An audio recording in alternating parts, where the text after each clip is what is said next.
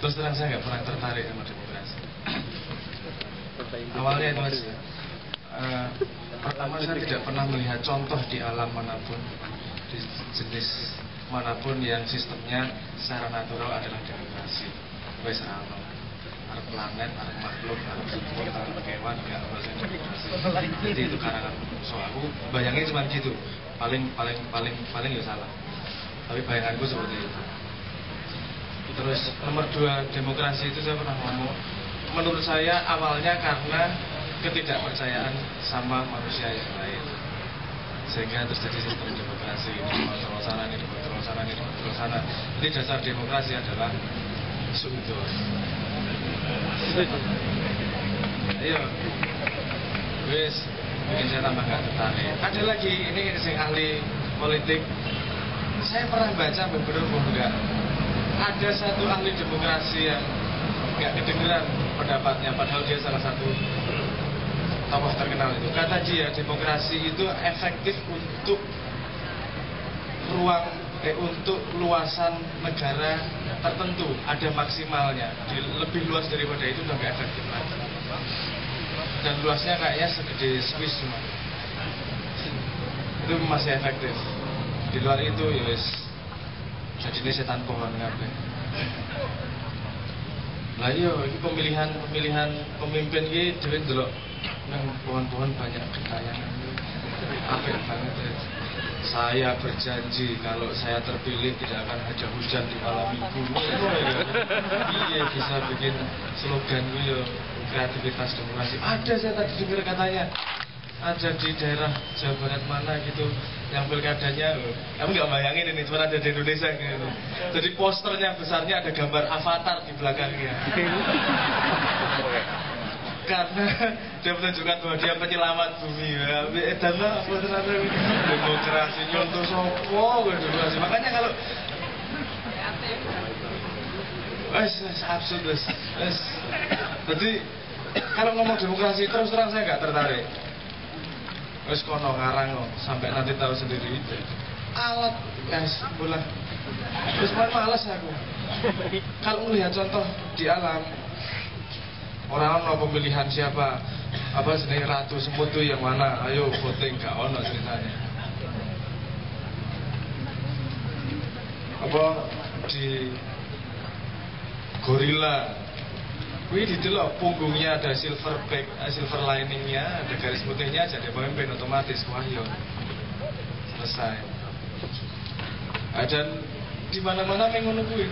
Demokrasi ini cuma karangan menungso, kita tunggu sampai kapan. Aku tak sing guyu dhisik dhewe. Aku nonton wae. Jadi kalau mau tak komentar saya tentang demokrasi, komentar saya cuma ini. Nonton dan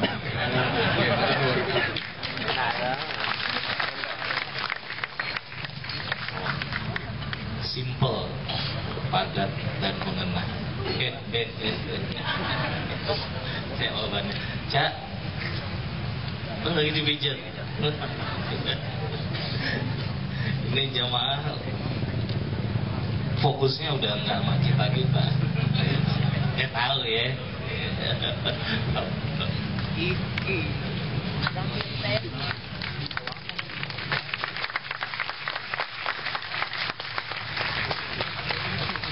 Anda harus bisa merumuskan yang Anda tepuk tangan itu apa.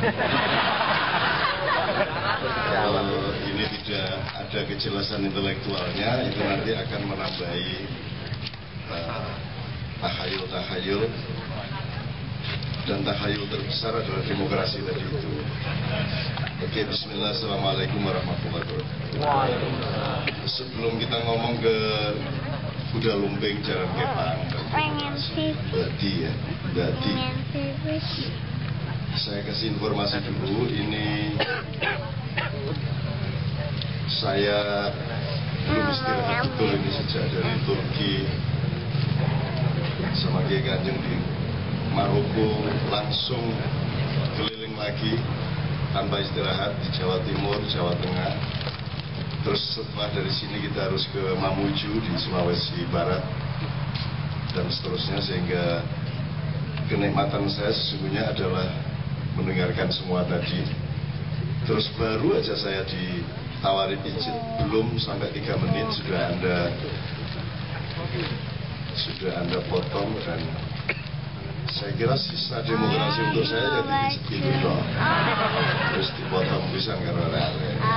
Oke, saya informasikan beberapa hal di Katipiro. Kita sedang saat ini mulai tadi jam 4 maghrib itu mulai latihan. Dulu Anda nonton Tikungan Iblis, kemudian nonton Nabi Darurat, kemudian sekarang sedang dikerjakan drama oleh orang-orang tua di Yogyakarta yang awalnya berjudul Mahkamah Bejo. Pemimpin harus bejo itu ya.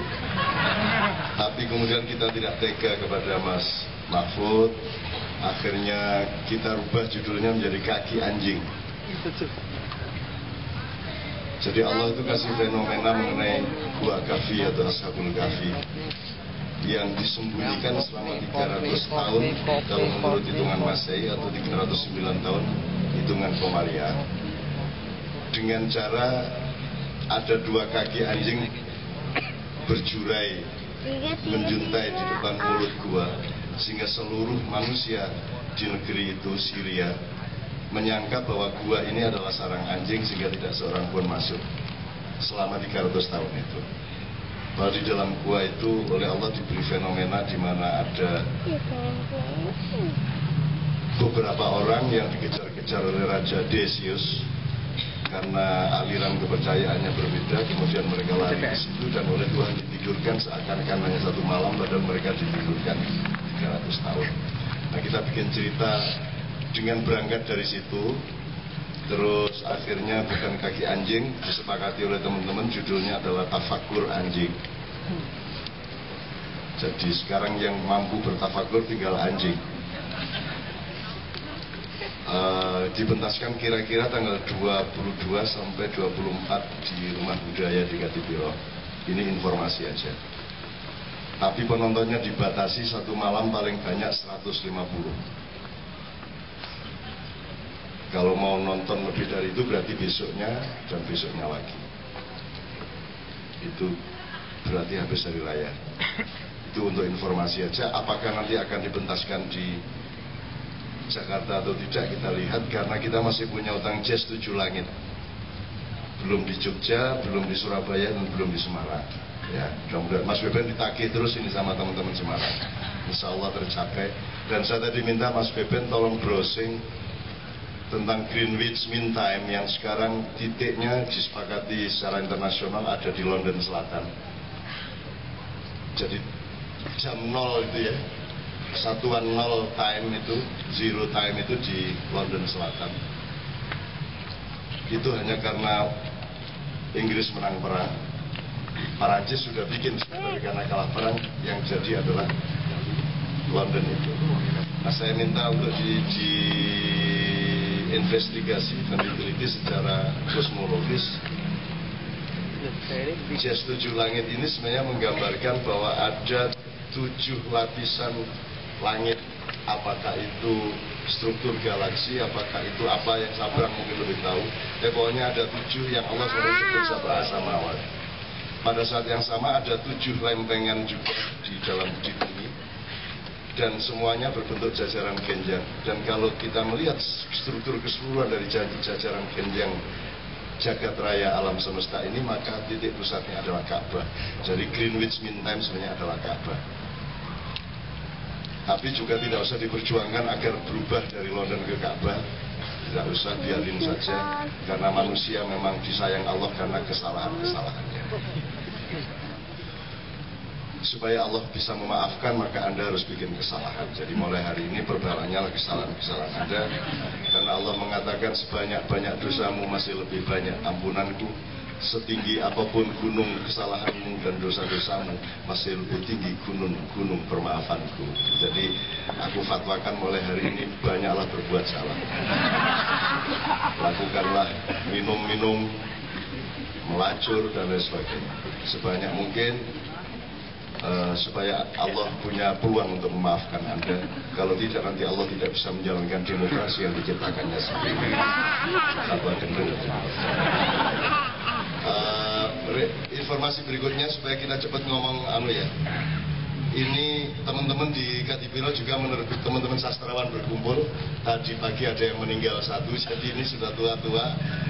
Karo Tuhan dicecil sak bulan situ ya. Bulan kemarin satu orang penyair sebelum menerbitkan 1000 puisi, Mas Budi Ismanto dipanggil Allah. Pas berangkat mau baca puisi dipanggil. Ini Mas Hari Leo ini baca puisi setiap bulan sekali. Baru akan baca puisi Nusa di Taman Budaya dipanggil juga. Nah teman-teman yang tersisa membuat majalah Sabana ini. Ini majalah sastra, tidak menyaingi Horizon. Pokoknya Jogja menerbitkan ini. Ini covernya untuk bisa Anda bikin picture di BBM atau WhatsApp, bisa di capture. Ini harganya 1.250. Covernya 125. Ya. 1.250 rupiah. Dengan judul-judul ada judul Maaf Sastra Tidak Mampu Menghancurkan Manusia, ditulis oleh Joko Umbaran, satu perenungan tentang peradaban yang sangat fenomenal. Harganya 2.250. Jadi ilmu yang dalam ini harganya sebatang rokok setengah. Terus Sastra Tidak Mati di Zaman Edan, ini juga artikel yang sangat bagus. Harganya juga 2.250. Jadi ilmu sangat murah di Indonesia. Sastra Masyarakat Kebun Teh harganya cuma 1.500. Terus ada tulisan dari aktivis sastra di kalangan SMA, mereka menyangka remaja tak butuh sastra. Ini satu hasil penelitian yang bagus juga, harganya 1.750. Terus ada cerita-cerita mengenai ngamen puisi di Jerman. Jadi seluruh wacana dan pengalaman yang macam-macam ini harganya cuma 2 batang rokok juga. Terus tukang kebun peradaban bernama Umbu Landu Paranggi, ini kisah mengenai guru saya. Satu-satunya yang saya akui sebagai guru saya. Harganya juga 2.500. Jadi begitu murahnya. Puisi sebagai ziarah dan pewartaan diri 2.500. Cakrawala Panguraan. Panguraan Anda sudah pernah mendengar ya. Tata ruang dan filosofi kota Jogja di set up dari puncak Gunung Merapi sampai Laut Selatan, di mana Ratu Laut Selatan sudah oleh Gus Dur sudah dikirimi jilbab dan dipakai sampai hari ini.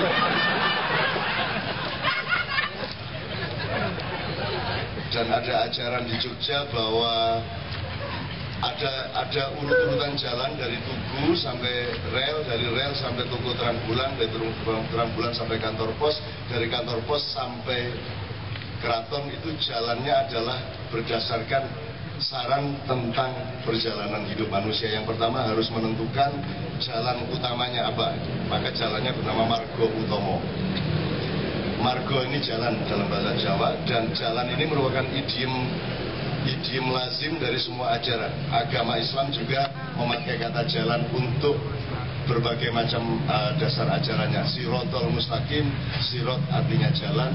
Syariat, syari artinya jalan. Torikot, torik artinya juga jalan. Cuma ada jalan raya, ada jalur, ada lajur. Nah, untuk yang belum dengar, pertama Anda harus menentukan jalan utama yang kamu pilih apa. Kalau Anda sudah memilih S1-nya, baru Anda dadio wali sing ngumbara. Jadilah wali yang mengembara, bahasa Jawanya Malio Boro.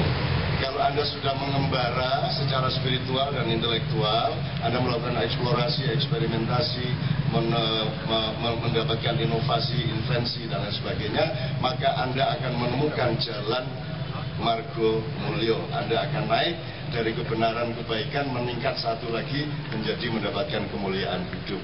Karena mulia itu lebih tinggi dari baik, lebih tinggi dari benar, bahkan lebih tinggi dari indah. Itu sampai Tugu Terang Bulan. Sampai kantor pos. Dari kantor pos ke keraton di mana ada alun-alun, itu Kalau Anda ke Jogja itu namanya Jalan Pangurakan, di mana Anda sudah transenden dari dan sudah tidak kagum lagi sama apapun yang hebat-hebat. Anda sudah mengerti hakikat hidup, Anda sudah putus pamriksa, Anda sudah mencapai puncak makrifat, Anda sudah mencapai apa yang sejati, Anda sudah ringan seperti kapas, Anda tidak lagi terbebani oleh dunia, dan bobot Anda bukan lagi bobot materi, tapi bobot Anda adalah bobot cinta kepada yang sejati. Itu namanya Jalan Panguraan. Nah, di sini ada tulisannya berjudul Cakrawala Panguraan. Ilmu yang luar biasa itu harganya 2.250.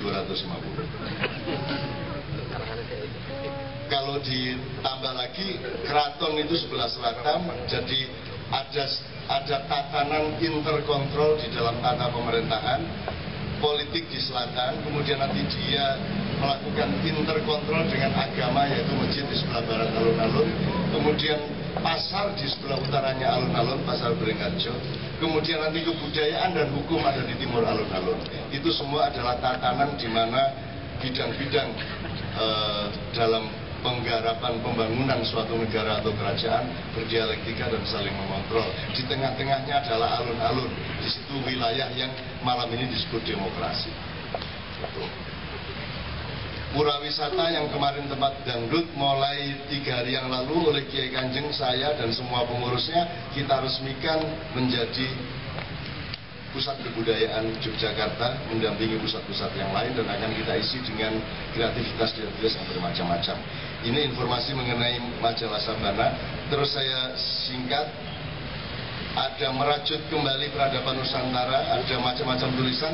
Semua tulisan dan ilmu ini kalau dijumlah harganya 22.000. Jadi sangat murah.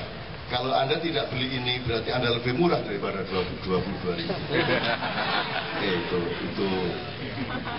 Nah, ini kalau beli ini sebenarnya mau saya taruh sini.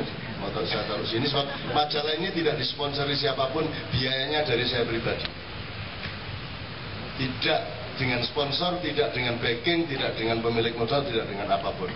Saya terbitkan, dan bukan saya cuma support aja. Gitu loh, saya cuma ngawasin, lihat-lihat yang gitu.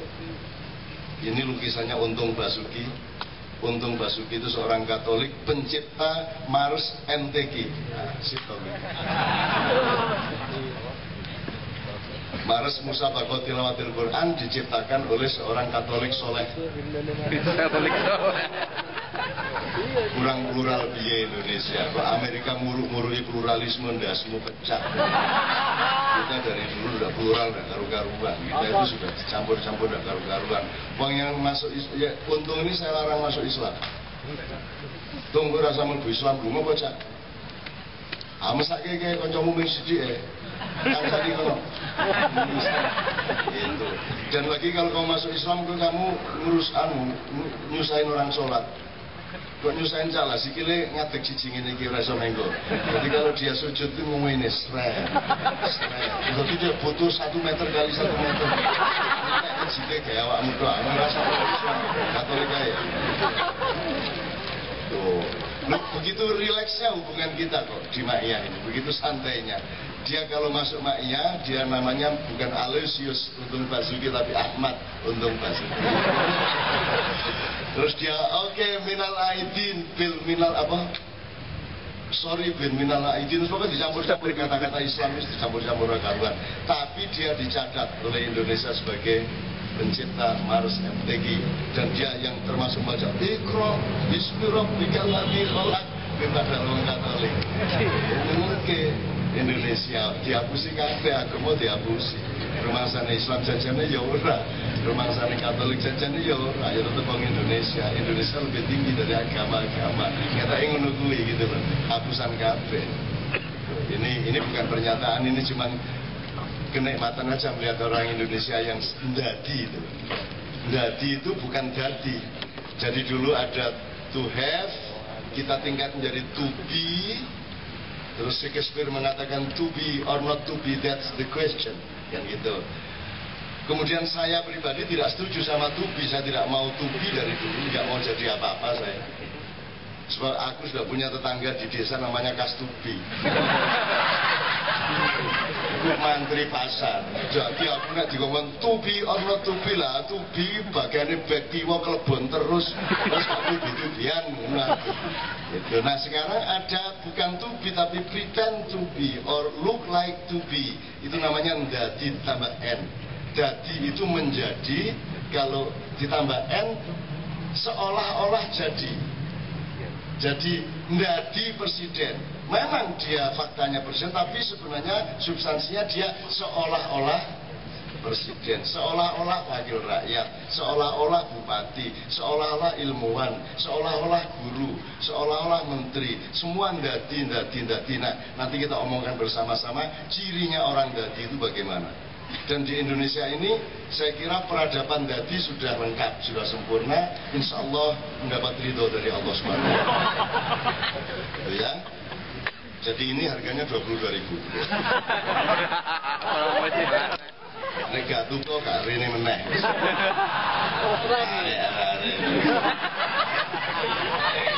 Apa namanya? Oh, saya tadi itu bawa sendiri bagasi, dan bagasi ini karena Air Asia cuma 15 kilo, padahal tadi semua 22 kilo, terpaksa bayarnya ekstra 800 berapa lagi, gurung payu majalah.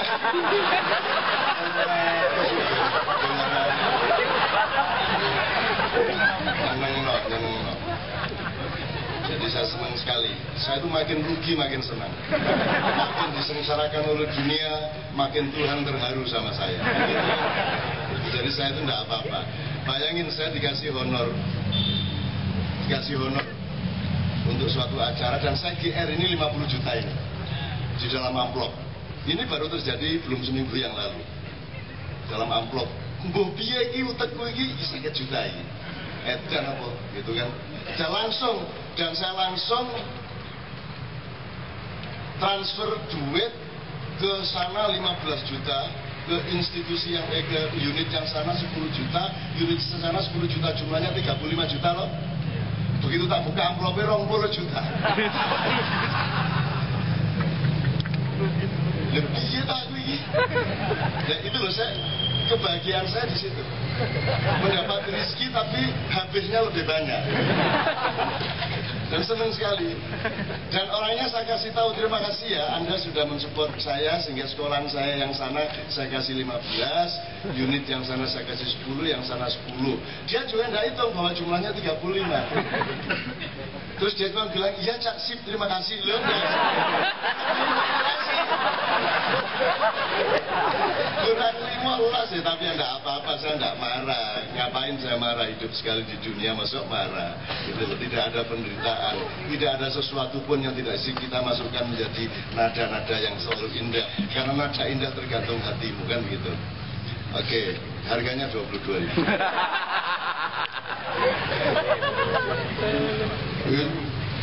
Diskon bokongmu, diskon mek 22.000 orang bungkus rokok itu dengan ilmu yang luar biasa. Ada wawancara Azadi Sergar panjang lebar luar biasa menuju bangsa tanpa sastra loh, top gitu loh.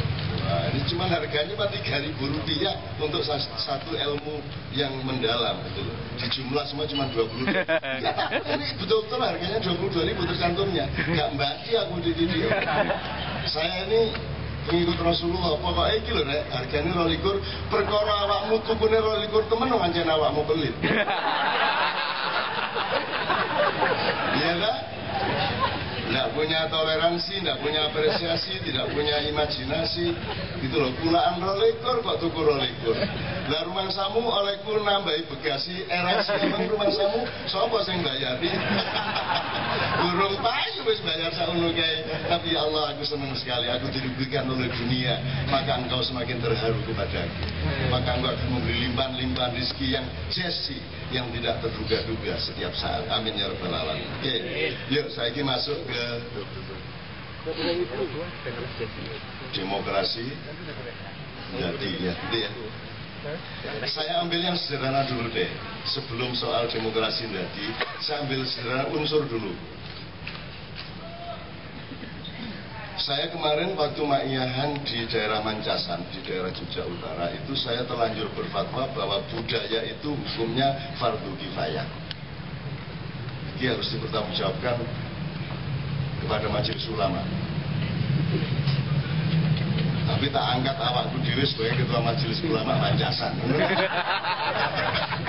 Lu kok budaya fardu kifayah?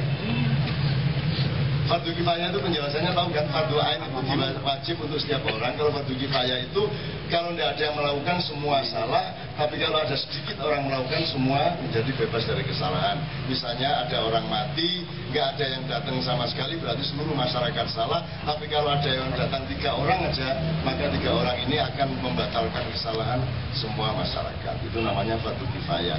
Budidaya atau kemudian kita singkat budaya, itu hukumnya fardu kifayah supaya Anda tidak jadi jaran kepang. Kalau jaran kepang itu makan padi karena tidak punya budaya, dari sawah langsung dimakan. Kalau ada budaya, di dalam budaya ada upaya akal, upaya pemikiran, upaya inovasi, ada ijtihad, ada teknologi, ada ikhtiar untuk merubah sesuatu menjadi lebih indah dan lebih enak. Dari ketika di sawah namanya padi, begitu diambil dari sawah namanya gabah. Ketika dia sudah ditutu atau dimasukin hiler atau pabrik padi, dia menjadi beras dan menir. Begitu dia dimasak, dia menjadi beras dan karak. Kan gitu. Nah, perjalanan transformasi dari padi ke nasi tadi namanya budaya. Jadi kalau tidak ada melakukan pembudidayaan padi menjadi nasi, berarti semua orang akan makan padi. Kalau orang barat semua makan padi. Jangan kaget kalau Anda ke Amerika, di sana disuguhi padi. Di mana-mana, di Inggris, semua makan padi. Karena mereka tidak bisa membedakan antara padi dengan gabah, dengan beras, dengan nasi. Karena mereka hanya punya satu kata, rice. Gitu? Jadi kalau ada orang Amerika bertamu ke rumah Anda yang punya rice, sure, Subono. Nah, itu jadi cerita. Makanya lagunya jaran kepang mangan pari, kan gitu kan lagunya. Jadi betapa detailnya bahasa kita ini sudah pernah saya ceritakan soal padi. Tapi pokoknya intinya adalah Allah itu ngejam sama Anda. Allah kasih kayu, pohon, Anda bikin kursi, kan gitu. Anda bikin meja, Anda bikin tiang. Allah bikin logam, Allah bikin logam, Anda bikin gitar, Anda bikin gamelan, Anda bikin segala macam. Itu Allah ngejam sama Anda. Nah, budidaya itu hukumnya wajib, harus ada di antara manusia, dan itulah pekerjaan kekhalifahan namanya. Kalau tidak, jadi padi dikhalifahi menjadi beras, beras dikhalifahi menjadi nasi. Itu pekerjaan khalifah. Nah, sekarang jenis-jenis kekhalifahan. Jadi kalau dalam bahasa Jawa itu ada misalnya ada sindiran-sindiran dari lagu-lagu Jawa di anak-anak. Misalnya kalau ada dayoe teko bapak raimu dayoe teko beberno kloso klosone bedah tambalen jadah jadahe mambu pakakno asu asune mati buangan kali kaline banjir buangan pinggir gelekno pinggir. Terus pinggirnya apa? Nah, jadi ini ada 2 dimensi, bahwa orang Jawa, orang Timur itu memiliki pola manajemen naluriah. Jadi opo wae iso digathukke. Bayangin, dayo teko beberne kloso masih kompatibel itu. Tapi begitu klosone bedah tambalan jadah lah, muter kloso ditambal jadah. Nah, di satu sisi orang Jawa, orang Timur memiliki pencarian yang luar biasa. Pencarian ini agak sedikit serius ya saya. pencarian yang luar biasa yang kemudian tidak kita pakai lagi. Orang timur menemukan satuan waktu misalnya tidak 1 minggu tapi 1 pekan. Jadi kalau Anda sekarang pakai Sabtu, Minggu, Senin, Selasa, Rabu sampai Sabtu, orang Jawa pakai Legi, Pahing, Pon, Wage, Kliwon. Akhirnya tradisi dan modernitas digabung, lahirnya Senin Pon, lahirnya Jumat Kliwon. Sekarang sudah tidak ada lagi, sekarang lahirnya Senin atau Selasa atau Rabu. Karena sudah tidak dipercaya yang namanya Legi, Pahing, Pon, Wage, Kliwon. Ini semua sebenarnya hasil budaya, hasil budidaya. Dan semua harus kita pelajari aslinya. Karena kearifan 5 dengan kearifan 7 berbeda. Itu pun 7-nya kita kan 7 yang aneh. Di Arab ya 7, di Barat ya 7. Kalau melihat asal-usul filosofinya hari 7 kali ini, jadi pertama Ahad, disitulah orang mulai bekerja. Hari Ahad, hari Minggu. Kemudian 5 hari dia bekerja sampai hari Kamis. Maka setelah hari Kamis, nama harinya tidak meneruskan nama angkanya. Jadi kan Ahad 1, Isnin, Sulasa, Arbi'a, Khamis, wa ba'da Khamis Sitta, walakin la Sitta, walakin Jum'ah. Karena saran pada hari ke-6 adalah saran untuk berkumpul, saran untuk menghitung kembali. Maka namanya Jum'ah. Ya Jami'ah. Tajma, ya, Anda berkumpul untuk melakukan review gimana seminggu kemarin, 5 hari kemarin gimana kerjaan kita. Yuk kita dandanin gini. Setelah ada review sosial, baru hari Sabat, hari perenungan pribadi. Anda dengan keluarga di rumah, Anda ambil jarak dari lingkungan sosial supaya Anda melakukan refreshing. Maka pada hari Ahad besoknya Anda mulai bekerja dengan kesadaran baru, dengan semangat baru. Tapi kan sekarang terbalik. Justru hari pertama harus kerja, kita libur. Gusti Allah bingung, ya barang. Aku kayak siap-siapnya ada libur. Ya barang.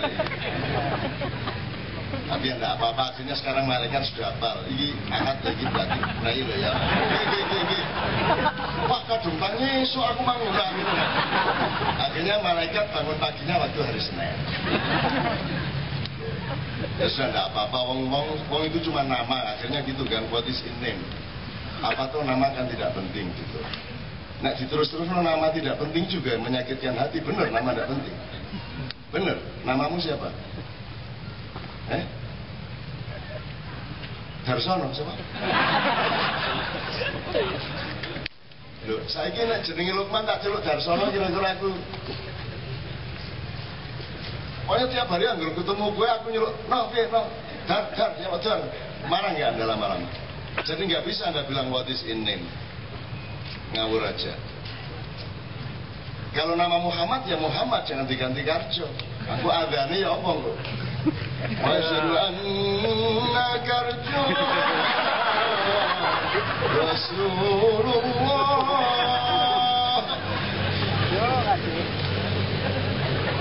Jin tu kabeh. Kalau kan dengar jenenge Karjo. Jadi nggak bisa buat di sini. Maka bedanya masyarakat timur dan barat adalah masyarakat timur sangat concern terhadap nama anaknya. Terserah metodenya bagaimana. Ada yang metode sak ketemunya barang yang dilihat bapaknya itulah namanya. Di Ponorogo itu ono arek jenenge Cikra, jenenge Gudel, jenenge Pawan. Ada Pawan itu kan tempat sampah itu.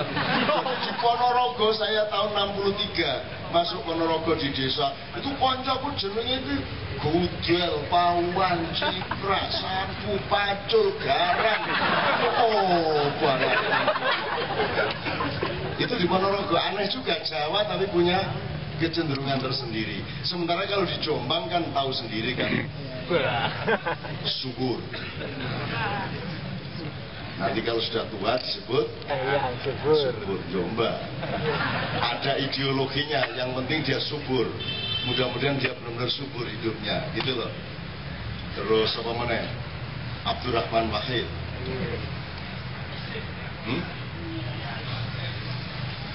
Abdurrahman Wahid ini yang membuat Mesir tidak bisa masuk Piala Dunia. Karena dia tanding sama, kalau tidak salah waktu final di tahun berapa itu, Gus Dur mulai jadi presiden itu di Mesir, tanding untuk masuk Piala Dunia. Hasilnya 1-0. Karena presiden Indonesia namanya Abdurrahman Wahid.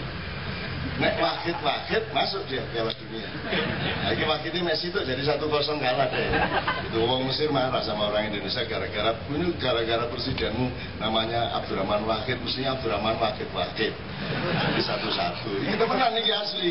Karena orang Mesir itu sama kita sangat cinta. Kita aja yang nggak tahu bahwa mereka sangat cinta sama kita. Ya. Ngomong apa nih?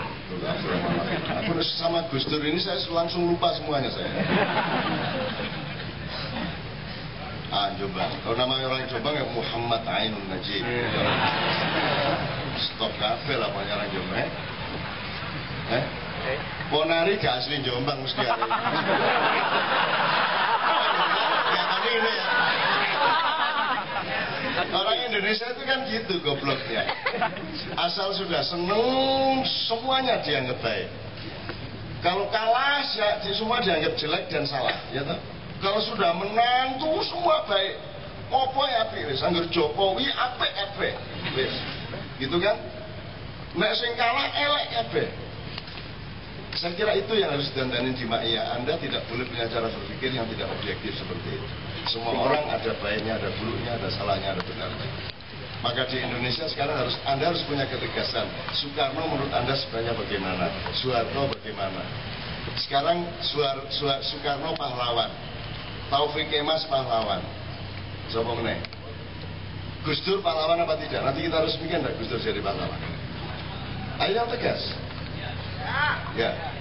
Pak Harto. Nah toh, ragu-ragu toh. Karena kita suka nggak suka, like and dislike.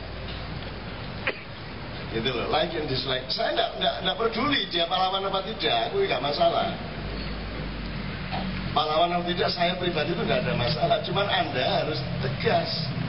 Karena kita tidak punya uswatun hasanah sekarang di Indonesia. Siapa idolamu?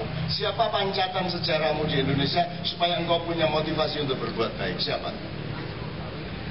Aku guru almarhum rek. Syahrir, oke, Syahrir, siapa lagi? Itu. Orang Cina punya judgebau, maka mereka punya ketegasan dan optimisme di bidang hukum. Di Indonesia sopo? Kita nggak punya.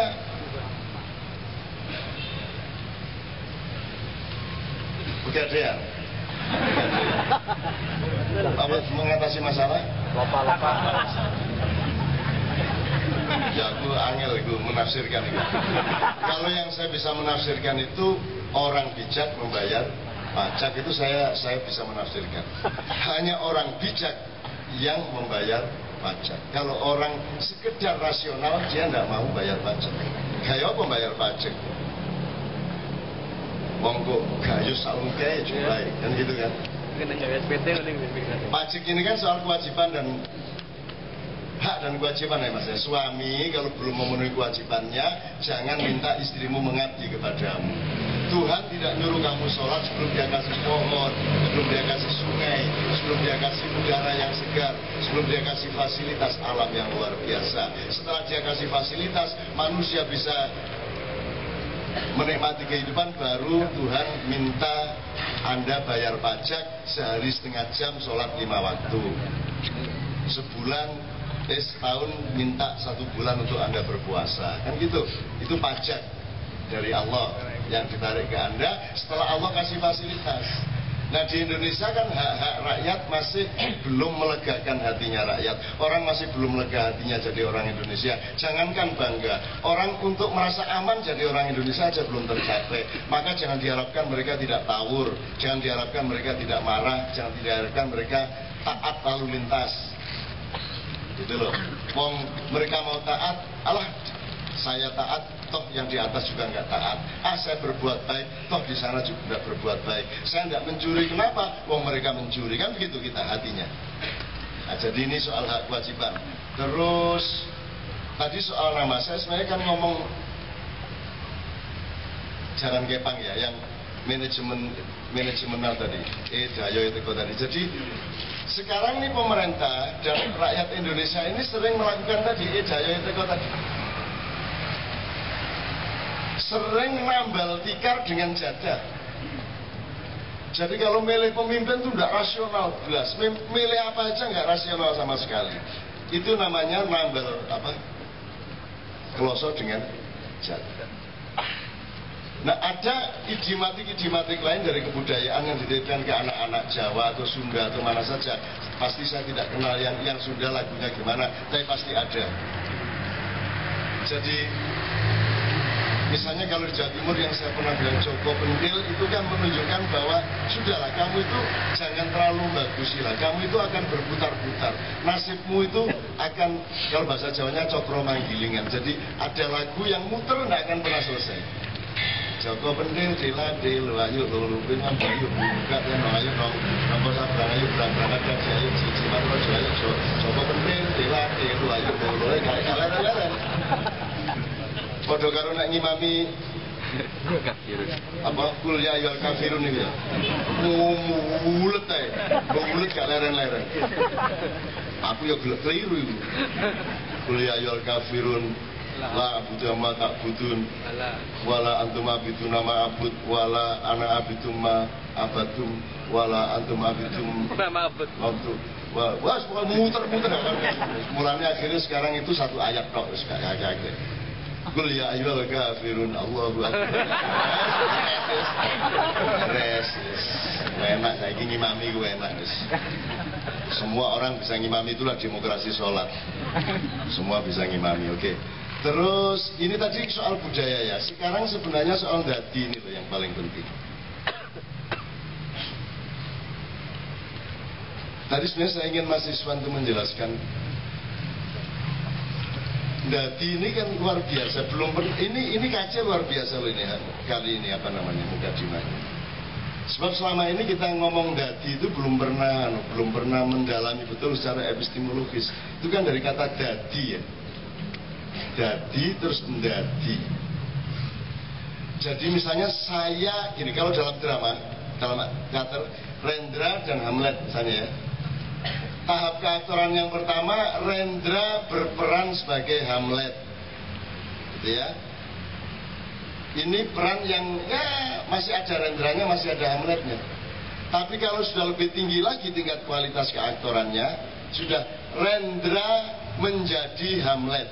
Jadi Rendra sama Hamlet sudah menyatu, tapi tetap ada dua, yaitu Rendra dan Hamlet. Lebih tinggi lagi, Rendra adalah Hamlet. Sudah lebih, Hamlet adalah Rendra dan Hamlet sudah menyatu meskipun tetap dua. Tingkat yang keempat adalah Hamlet. Rendranya tidak ada. Jadi begitu Anda melihat yang di panggung itu sudah bukan Rendra, Anda tidak ingat Rendra, itu adalah Hamlet. Itu baru aktor yang mumpuni. Itu kalau kita tarik garis ke kehidupan yang lebih real, kalau langkah Anda itu sudah langkah Allah, gitar Anda berbunyi sesungguhnya adalah kehendak Allah yang membunyikan gitar. Omai Rama membunyikan melodi, sesungguhnya yang memetik gitar adalah Allah, gitu kan.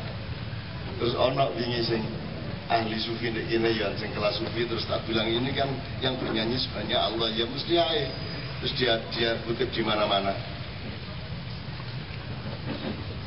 Maksud saya ini, kalau Bang Matar punya rumah ya.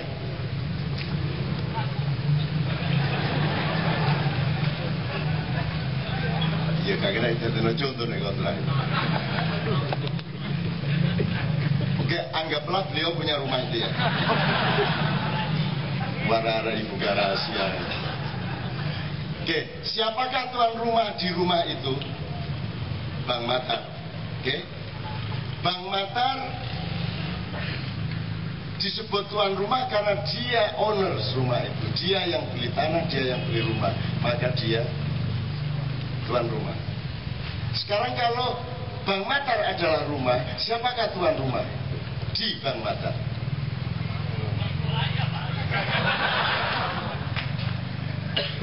Kok mertuanya? Tidak, ini serius. Siapakah tuan rumahmu di dirimu itu? Jawabnya B. Allah. Karena siapakah ownersnya? Siapakah yang memiliki dirimu? Allah. Jadi Allah sama kamu tidak berjarak sama sekali, karena Allah adalah tuan rumahmu di dirimu itu. Bahkan dirimu itu, apakah dirimu adalah dirimu ataukah dia adalah Allah? Ini kalau diterusin dikit ya, tingkat keaktorannya. Apakah dirimu adalah dirimu yang tidak berjarak dengan Allah karena Allah adalah tuan rumah pada dirimu, ataukah sebenarnya dirimu adalah bukan dirimu karena itu diri Allah? Maka dirimu menjadi tidak ada, yang ada hanya Allah. Ini kalau diterusin kalau bingung. Allah.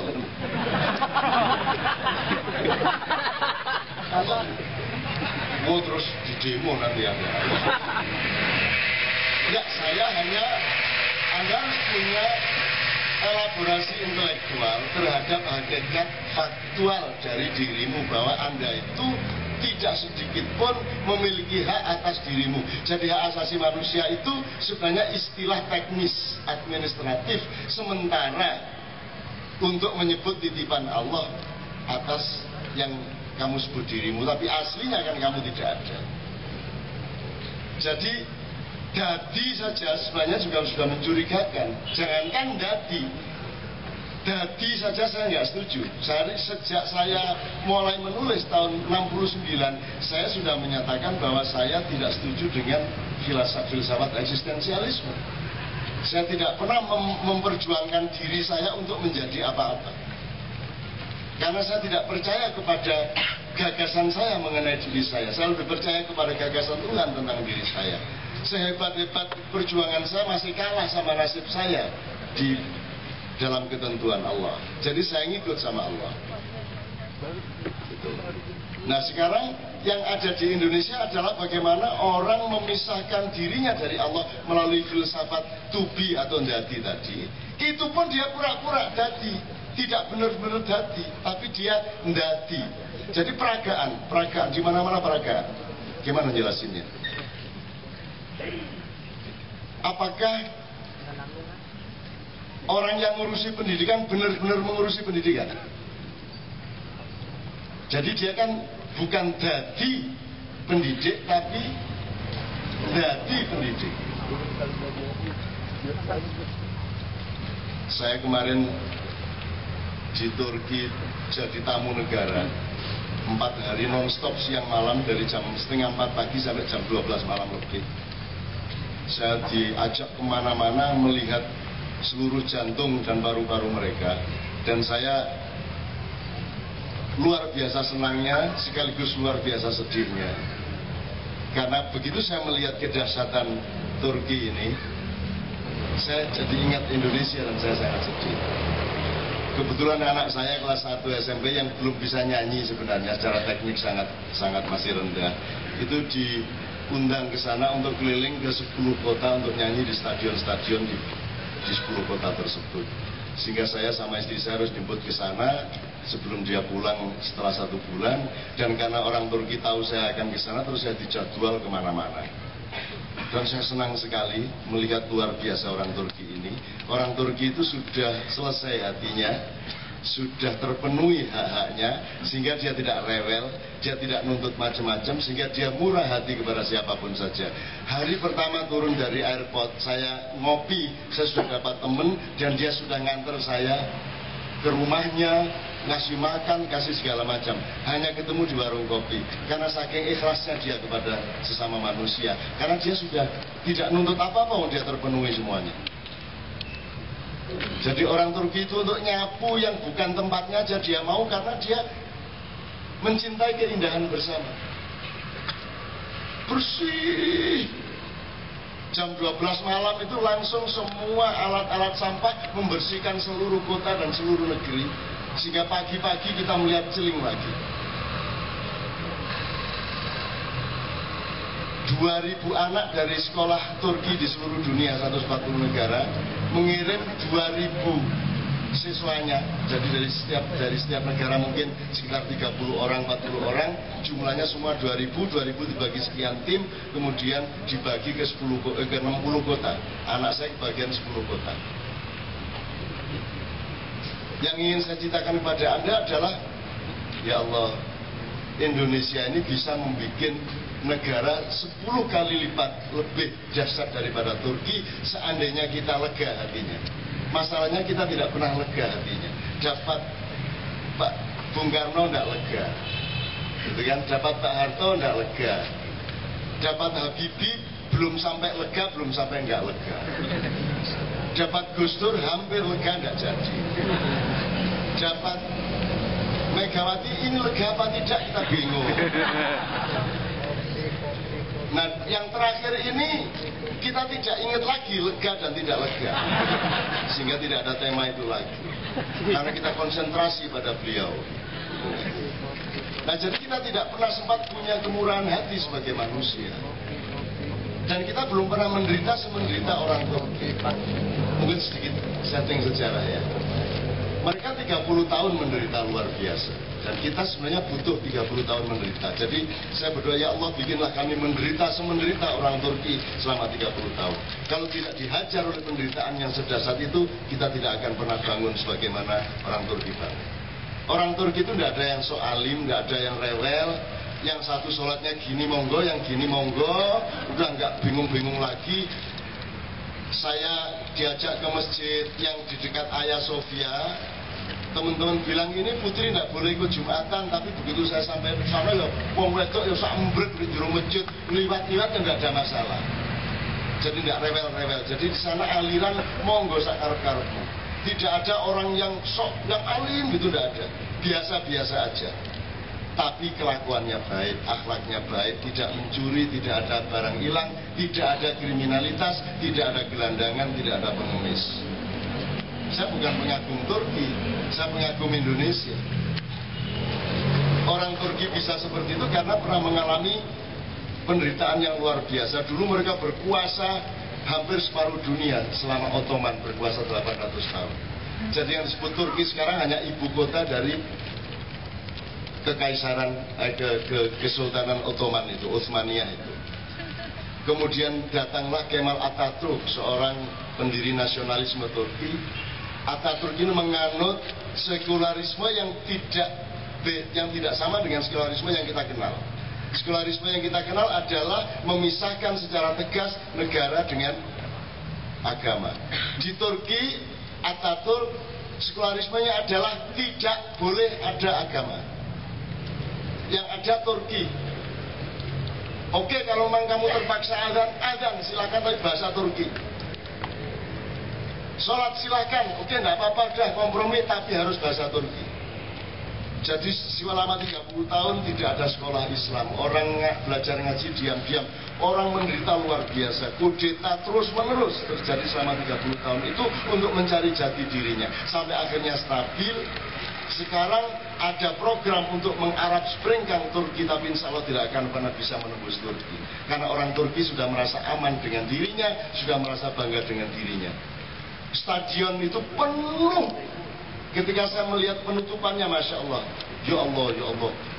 Orang Turki 250.000 datang tumplek-plek melihat anak-anak kecil dari berbagai negara yang nyanyinya juga begitu-begitu aja.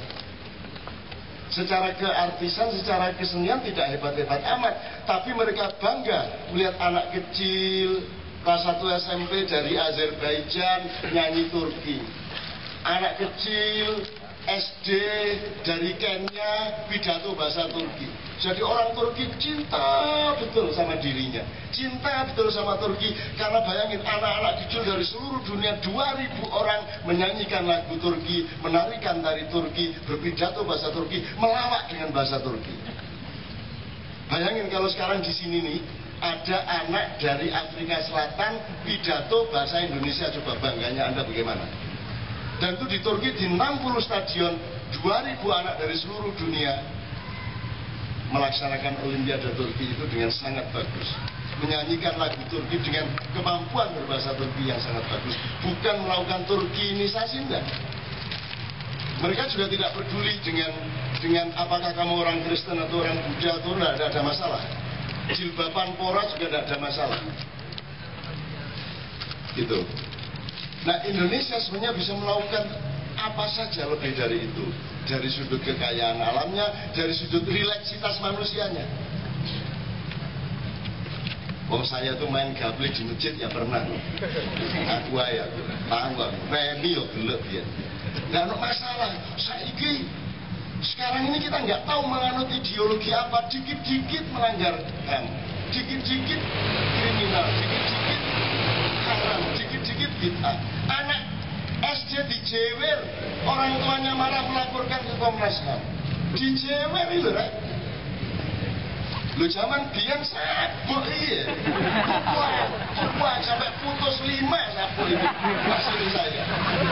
Dan saya tidak pernah marah dan saya bangga pernah digituin sama ayah saya.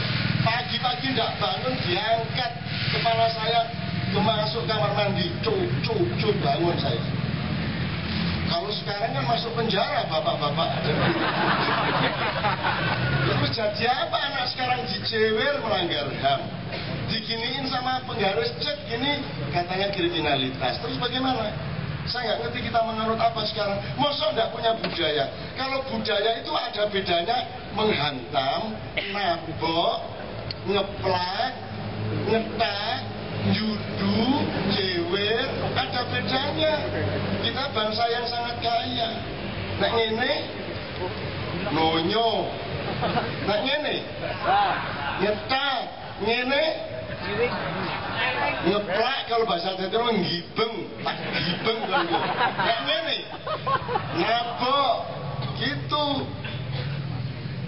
macam-macam dan itu semua ada kadar budayanya. Saya pernah ngejar seorang pengendara mobil di Jogja yang nabrak lari mengorbankan 6 orang.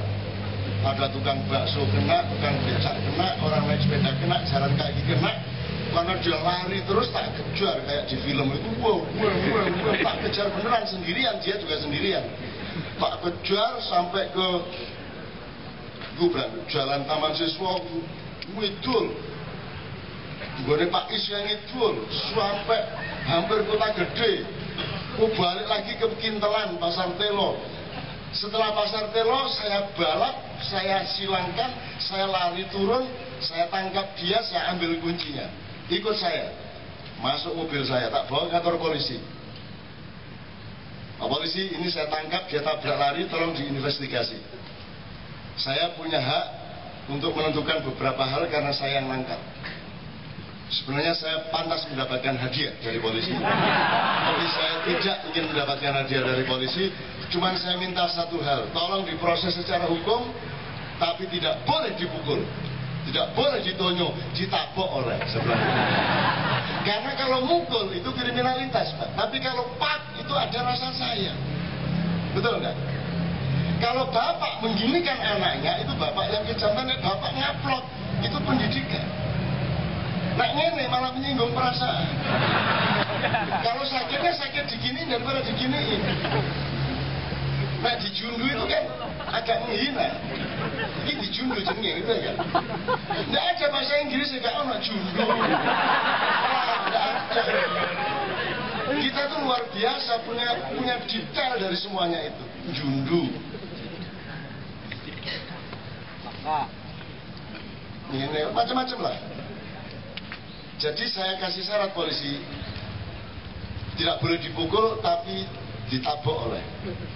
Dia bingung, loh kok ditabok oleh, loh nabok gak masalah, kayak bapak nang anak nabok gak masalah, tak tabok itu, ayo ngaji, aku gak apa-apa. Oh, saya dulu sama ayah saya tuh sering sekali saya digituin, sudah sering banget dong aku. Mosok gelem ngaji, aku gelem ngaji. Gengsi aku. Semua belajar ngaji saya di luar sendiri, jalan-jalan, menek klopo, pedita-pediti. Ayahku muring-muring tapi kena tak ajar, tambah minggat dari kis babawis. Akhirnya aku orang sekolah, saya enggak sekolah, saya di luar jendela saya dengerin. Gak nyolong telur, kerai. Nyolong timun, kerai. Saya nyolong kerai pernah dikejar, itu pernah saya sama yang punya. Terus akhirnya diseret ibu saya, kira-kira 300 meter diginiin sama ibu saya. Diantar ke yang punya timun, ayo minta maaf. Nah, luar biasa kan. Jadi saya diseret gini terus sampai ke yang punya, ayo minta maaf. Terus saya minta maaf. Gimana? Kerainya